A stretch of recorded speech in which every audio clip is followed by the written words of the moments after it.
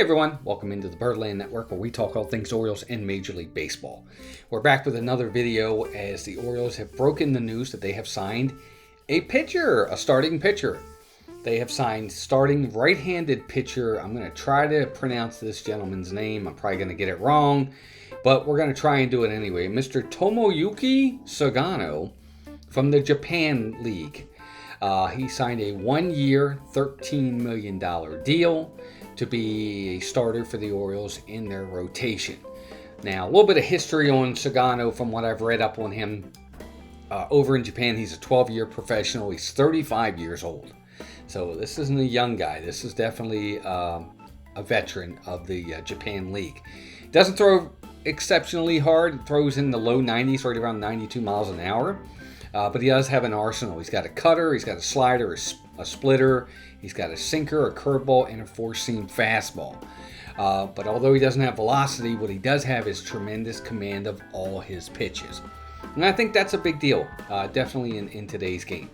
He's a very decorated, highly decorated pitcher from the Japan League. He won the Sawamura Award, which is Japan's version of the Cy Young, twice. He was the Central League MVP 3 times. An All-Star 8 times. In 2024, he had a 1.67 ERA with 111 strikeouts in 156 and 2/3 innings over 24 starts. So he's not that overpowering guy. He's not going to strike a ton of guys out, but I guess he's going to pitch to contact. He's got great command of his pitches, and hopefully he doesn't walk a lot of batters, and he just makes good pitches and gets outs. That's what the Orioles are looking for. He has faced Major League hitters in the past. In 2017, he was in the World Baseball Classic and pitched really well against the USA. So he has faced Major League hitters in the past. Again, one-year deal, $13 million for the Orioles.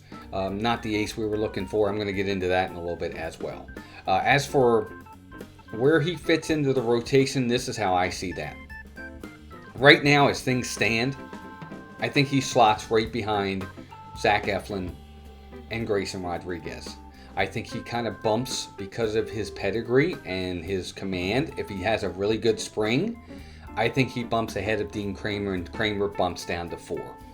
And to be honest with you, I think that's the way it needs to be. I don't see Dean Kremer as a legitimate number 3 guy.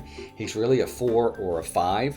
So I think Sagano really bumps him down to 4 and takes his spot in the number 3 spot right now in the rotation. Look, I could be wrong on this, but as the rotation stands right now, I see it as Eflin 1, Grayson 2, Sagano 3, Dean Kremer 4, and Albert Suarez, Cade Povich, Chase McDermott.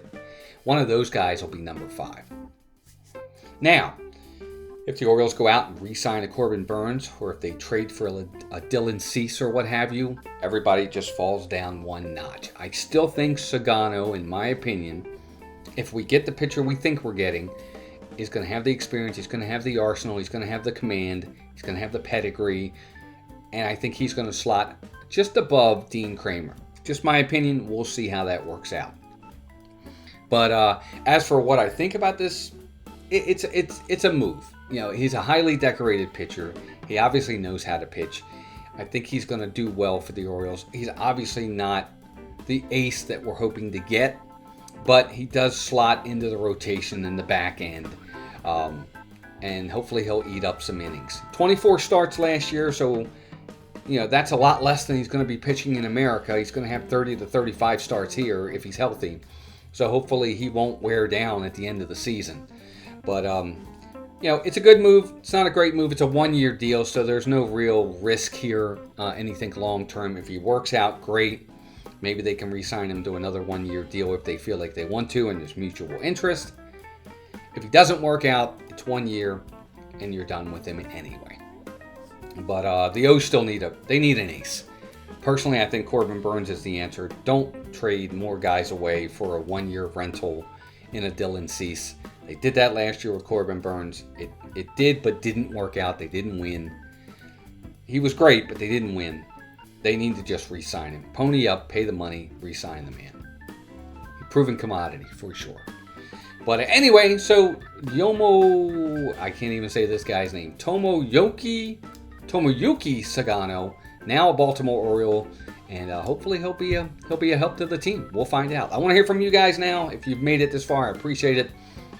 Let me know in the comments what you think about the signing of Sagano. Do you think it's a good one, bad one?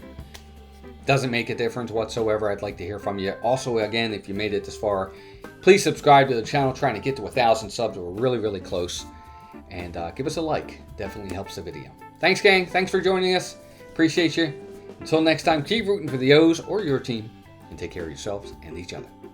Bye now.